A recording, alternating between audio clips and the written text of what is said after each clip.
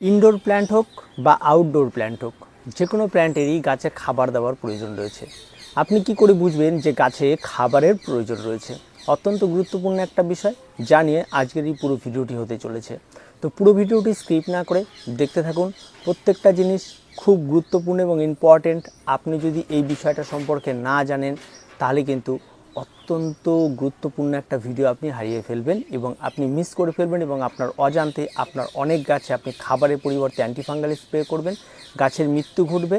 তারপরেও আপনি ফাঙ্গালকেই দায়ী করবেন গাছে খাবার, এবং আপনার যে কেয়ারের প্রয়োজন ছিল সেটা কখনোই আপনি স্বীকার করবেন না।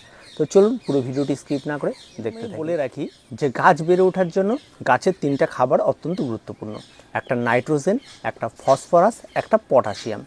তবে এই তিনটি খাবার যখন আপনার প্রয়োজন রয়েছে, তার মধ্যে একটা প্রথম নাইট্রোজেনের বিষয় আসি। যে নাইট্রোজেন আপনি কি করে বুঝবেন যে নাইট্রোজেনের অভাব রয়েছে? দেখুন, নাইট্রোজেনের যখন অভাব হয় গাছে, তখন গাছের যে প্রথম যে কচি পাতাটি বের হয়, সেই পাতাটিও দেখবেন হলুদ কালারের বের হচ্ছে। এই ধরনের যখন মাঝের ঠিক পাতাটি হলুদ হয়ে যাচ্ছে, তখন আপনাকে বুঝতে হবে যে গাছের পাতা হলুদ হয়েছে, তার মানে গাছে খাবারের অভাব রয়েছে। এবার এর মধ্যেও আবার অনেক ব্যাপার রয়েছে। হয়তো আপনি মাসখানেক আগেই খাবার দিয়েছেন, তারপরে দেখা যাচ্ছে এরকম হচ্ছে, তার মানে গাছের গোড়াতেও জল জমলেও এটা হতে পারে। তাই আপনাকে ভালো করে ঠিক করতে হবে একজন বাগানি হিসেবে, যে আপনি খাবার দিয়েছেন কি দিয়েছেন না। যদি না দিয়ে থাকেন, যদি এটা হয়ে থাকে, তাহলে নাইট্রোজেনের অভাবে কিন্তু আপনার গাছের এ ধরনের সমস্যা কিন্তু তৈরি হতে পারে। তাছাড়া পার্টিকুলার নাইট্রোজেনের অভাবে আরও অনেক যে অভাব বা অনেক সমস্যা দেখা দেবে, তেমনটা কিন্তু বোঝা যায় না। 2 নম্বর, ফসফরাস। ফসফরাসের মূলত যে কাজটি করে সেটা হচ্ছে গাছের রুট সিস্টেমের উপর কাজ করে এবং গাছে ফুল ফল ধারণ করা ক্ষমতা। তো প্রথম স্টেজে এসে আপনাকে বুঝতে হবে, আপনি একটা গাছ লাগিয়ে দিয়েছেন, দেখা যাচ্ছে গাছের নাইট্রোজেন, খাবার টাবার সমস্ত কিছু দেওয়ার পর গাছ, জাস্ট ইনডোর প্ল্যান্টই ধরলাম, যে 45 ডেজ হয়ে গেছে, গাছ এক ফোঁটাও বাড়েনি। তার মানে আপনাকে মাথায় রাখতে হবে আপনার ওই গাছের মাটিতেই সমস্যা রয়েছে, আর মাটিতে সমস্যা থাকা মানে ফসফরাসের কোনো ঘাটতি রয়েছে। তখন আপনাকে কিন্তু গাছে ফসফরাস ঘটিত খাবার প্রয়োগ করতে হবে। এবার এই ফসফরাস ঘটিত খাবার, যেমন জৈব খাবারের মধ্যে হাড়গুঁড়ো রয়েছে, তার মধ্যে প্রচুর পরিমাণে ফসফরাস রয়েছে। তারপর আপনি ফসফেট, যেটা কিনতে পাওয়া যায় রাসায়নিক সারের দোকানে, সেটাও আপনি প্রয়োগ করতে পারেন। হয়তো 1 চামচের 4 ভাগের 1 ভাগ আপনি, ছোটো মাপের টব হয়তো 4 ইঞ্চি মাপের টব, তাহলে 4 ভাগের 1 ভাগ। 6 ইঞ্চি মাপের টব হলে আপনি হাফ প্রয়োগ করুন। 6-এর বড় হয়ে গেলে আপনি 1 চামচ পর্যন্ত প্রয়োগ করতে পারেন। তবে এটা তাই বলে আপনি মাসে মাসে প্রয়োগ করবেন এমনটা নয়, একবারই অ্যাট এ টাইম প্রয়োগ করবেন। তো এটা কিন্তু আপনাকে ভালো করে বুঝতে হবে, এবং গাছটাকে ওই পট থেকে আপনি উল্টো করে বের করেও দেখতে পারেন। যদি দেখা যায় যে নতুন নতুন রুট বের হয়েছে এবং পুরো টবটিতে রুটে ছেয়ে গেছে, তাহলে আপনি বুঝতে পারবেন যে গাছে ফসফরাসের অভাব আছে কি না। নইলে কিন্তু আপনি অন্যথায় বুঝতে পারবেন না। 3 নাম্বার, পটাশ। পটাশ মূলত আপনি এর অভাব সমস্যা আপনি চট করে ধরতে পারবেন না। এটা মূলত গাছের ফুল ফলের উপর কাজ করে। তো ইনডোর প্ল্যান্টের ক্ষেত্রে খুব একটা যে আপনি পটাশের অভাব বুঝতে পারবেন না, কিন্তু পটাশ কিন্তু অত্যন্ত গুরুত্বপূর্ণ একটা বিষয়। তো পটাশের অভাব যখন দেখা দেয়, তখন গাছে বেশিরভাগ ক্ষেত্রে দেখা যায় গাছে আপনার যে কোনো গাছের পাতার সাইড থেকে একটু পুড়ে আসে, ঠিক আছে, যে কোনো গাছের পাতা হঠাৎ ঝলসে যায়, ঠিক আছে, যে কোনো গাছ আপনার একদম জরাজীর্ণ অবস্থা হয়ে যায়, গাছের স্টেমিনারটা কমে যায়, যে কোনো গাছ ঠ্যানঠ্যানা লম্বা হয়ে যায়, গাছের ধরে রাখা গাছ হেলে পড়ে যাচ্ছে। এক্ষেত্রে কিছুটা হলেও আন্দাজ পাওয়া যায় যে গাছে পটাশের অভাব রয়েছে। এবং সেক্ষেত্রে আপনার মানি প্ল্যান্ট হেলে পড়ে যাচ্ছে বলেই যে পটাশের অভাব, তেমনটা নয়। সেটা গাছের উপরেও নির্ভর করে গাছটা কোন ধরনের রয়েছে, ঠিক আছে। এবার আপনার মানি প্ল্যান্ট সে তো দৌড়ে দৌড়েই পালাবে, এবার সেটার উপর আপনি ডিসাইড করতে পারবেন না যে গাছে পটাশের অভাব রয়েছে।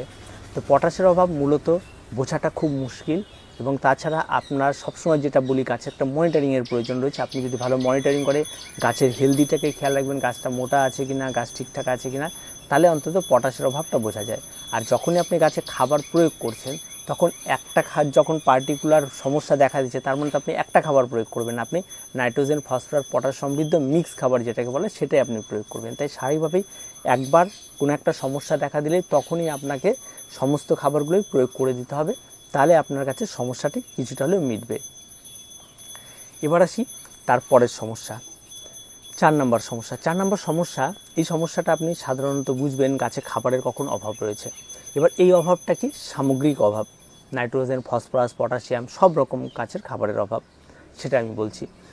এটা আপনি কি করে বুঝবেন একটা গাছের গ্রোথ ঠিকঠাক হয়েছে কিনা, গাছের পাতা ঠিকঠাক ছাড়ছে কিনা, ঠিক আছে, গাছে রোগ পোকামাকড় চট করে অ্যাট্রাক্টেড হচ্ছে কিনা, এই সমস্ত বিষয়গুলো আপনাকে দেখতে হবে। যদি দেখা যায় এই সমস্ত বিষয়গুলো খুব তাড়াতাড়ি গাছে হচ্ছে, তার মানেও গাছে আপনার খাবারের অভাব রয়েছে, বা মাটি তৈরির সময় আপনি খাবার কম দিয়েছেন, বা আপনি গাছ লাগানোর 30 ডেজ বা 45 ডেজের মাথায় গাছে খাবার দেওয়া ছিল, সেটা মিস করে গেছেন। যদি আপনি সমস্ত কিছু দিয়ে থাকেন তারপরেও যদি গাছে গ্রোথ না হয়, তাহলে আপনাকে খেয়াল রাখতে হবে যে গাছের মাটিতে কোনো সমস্যা হয়েছে, বা মাটিতে ফাঙ্গাল হতে পারে, বা আপনার রুট সিস্টেমে কোনো সমস্যা হচ্ছে, যে বায়ু চলাচল হচ্ছে না, বা ওয়েলনেস মাটি নেই, এই সমস্ত সমস্যাগুলো হতে পারে। তাই আপনি যদি সেইগুলো ঠিকঠাক রাখতে পারেন, তাহলে আপনি চট করে বুঝতে পারবেন যে গাছে খাবারের প্রয়োজন রয়েছে। যদি আপনি শীতকালীন গাছ করেন, শীতকালীন গাছে আপনার খাবারের প্রয়োজন আছে কি না সেটা আপনি চট করে আপনি বুঝতে পারবেন, কারণ সেখানে একটা ইনকা গাদা লাগালে জাস্ট 45 ডেজের গাছ, 45 ডেজের মাথায় গিয়ে গাছে অন্তত 20 ফুল চলে আসে। এবার দেখা যাচ্ছে আপনার 2 মাস পার হয়ে গেছে, অথচ গাছে ফুল আসছে না, বা আপনি চারাটিকে লাগিয়েছেন, গাছটি গ্রোথ নিচ্ছে না। একটা ইনকা গাদা লাগানোর অন্তত 7 দিন পর থেকেও গ্রোথ নেওয়া শুরু করে দেয়, এবং খুব ফাস্ট গ্রোথ, সেটা বোঝা যায়, ঠিক আছে। তাহলে আপনাকে ধৈর্য ধরে দেখতে হবে। তার সঙ্গে সঙ্গে আপনি একটা পেনজি গাছ লাগিয়েছেন, প্রজাপতি ফুলের গাছ, সেই গাছটি কিন্তু খুব স্লো গ্রোথের গাছ, সেই গাছটা কিন্তু চট করে বাড়বে না যত ইনকা বাড়বে। তাই এই দুটো কম্পেয়ার করতে গিয়ে আপনি ভুল খাবার একটা গাছে বারবার প্রয়োগ করে ফেলবেন, এবং এই গাছটির প্রয়োজন নেই, এই গাছটি প্রয়োগ করবে ফলে গাছে মৃত্যু পর্যন্ত ঘটতে পারে। তাই আপনাকে খুব ভালো করে মনিটরিং করতে হয়, প্রত্যেকটা গাছ সম্পর্কে আপনাকে বারবার করে যাচাই করে আমি খাবার দেবো কি দেবো না, এই বিষয়গুলো কিন্তু খুব ইম্পর্টেন্ট। 5 নাম্বার যে বিষয়টা, সেটা কিন্তু আরও গুরুত্বপূর্ণ বিষয়, যেটা আপনাকে ভাবাবে। সেটা হচ্ছে যে আমি গাছে প্রতিনিয়ত খাবার প্রয়োগ করছি, অথচ গাছের পাতা হলুদ বা অন্য কিছু হয়ে আছে, তাহলে কি আমি আবার গাছে খাবার প্রয়োগ করব? না। আপনি যখন একটা নির্দিষ্ট ধারাবাহিকভাবে গাছে খাবার প্রয়োগ করছেন, তাহলে আপনি গাছে কোনো খাবার প্রয়োগ করবেন না। আপনার যে সমস্যাটি হচ্ছে সেটা অন্য কোনো সমস্যা, সেটা ধরার চেষ্টা করুন। অনেক বাগানি রয়েছে যারা ইয়ারলি একবার রিপোর্ট করে এবং মাঝে একবার খাবার দেয়, 2 বার বছরে। এই সমস্ত গাছেও নাইট্রোজেন, ফসফরাস, পটাশিয়ামের অভাব হবে না। কেউ রয়েছে যে প্রতি মাসে মাসে খাবার দেয়, তাদের গাছেও নাইট্রোজেন, ফসফরাস এবং খাবারের কোনো অভাব হবে না। আবার কেউ রয়েছে বছরের পর বছর গাছ পড়ে রয়েছে, কোনো খাবারই দিচ্ছে না, তাদের ক্ষেত্রেই সমস্যাটা হতে পারে। আর বাকি যারা মোটামুটিভাবে পরিচর্যা করছে, মোটামুটিভাবে খাবার দিচ্ছে, তাদের ক্ষেত্রে কিন্তু তেমন কোনো সমস্যা তৈরি হবে না। তাই এটা নিয়ে অতটাও ভাবার কোনো কিছু নেই, আমি কী করে বুঝবো কখন খাবার দিব কি দিব না। খাবারটা আপনার মন মর্জি, আপনি গাছের পরিচর্যা করছেন, এই 1 মাস হয়ে গেছে গাছটাকে খাবার দিন না, গাছটাকে আপনি নামালেন, গাছটা একটু গোড়াটা পরিষ্কার করলেন, গাছে একটু খাবার দিলেন, গাছে যদি মনে হয় একটু সমস্যা রয়েছে গাছে অ্যান্টিফাঙ্গাল স্প্রে করে দিলেন, জল দিয়ে একটু পাতাগুলি ধুয়ে দিলেন, গাছটা একটা দেখতে সুন্দর লাগবে, গাছটা ফ্রেশ লাগবে, আপনি রেখে দিলেন। এটুকু কাজ আপনাকে করতে হবে। এবার যদি আপনি অধৈর্য হয়ে যান, বারবার করে যদি খাবার প্রয়োগ করেন, তাহলে কিন্তু গাছ মারা যেতে পারে। সবশেষে যেটা বলবো সেটা হচ্ছে মনিটরিং। অত্যন্ত প্রয়োজন যেটা জিনিস, সেটা হচ্ছে মনিটরিং। আপনি যখন গাছ করছেন, আপনার গাছে আপনার মনিটরিংয়ের ভীষণ প্রয়োজন। আপনাকে প্রতিনিয়ত খেয়াল রাখতে হবে আপনি কখন গাছ লাগিয়েছেন, গাছটার বয়স কতদিন হলো, গাছে যে খাবারগুলো আমার দেওয়ার কথা ছিল সেই খাবারগুলো আমি দিয়েছি কিনা, ঠিক আছে, গাছে কোনো আগাছা জন্মাচ্ছে কিনা, গাছের পাতায় কোনো সমস্যা তৈরি হচ্ছে কিনা, এই সমস্ত কিছু আপনাকে গাছের সঙ্গে একটা নিবিড় সম্পর্ক তৈরি করে ফেলতে হবে।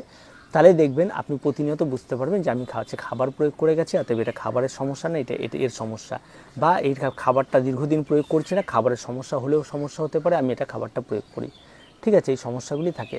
তো গাছের খাবার প্রয়োগটা কখন করবেন সেটাই একটু আপনাদের বোঝানোর চেষ্টা করলাম, এবং এটা ডিটেলসে বুঝতে গেলে আপনাদের গাছের সঙ্গে আরও ভালো সম্পর্ক তৈরি করতে হবে, তাহলে আপনি দেখবেন আরও ভালো বুঝতে পারবেন বিষয়টা। তো আজকে এ পর্যন্ত, দেখা হচ্ছে পরবর্তী ভিডিওতে। প্রত্যেকে ভালো থাকবেন, প্রত্যেকে সুস্থ থাকবেন, আর চ্যানেলটিকে অবশ্যই সাবস্ক্রাইব করে রাখবেন।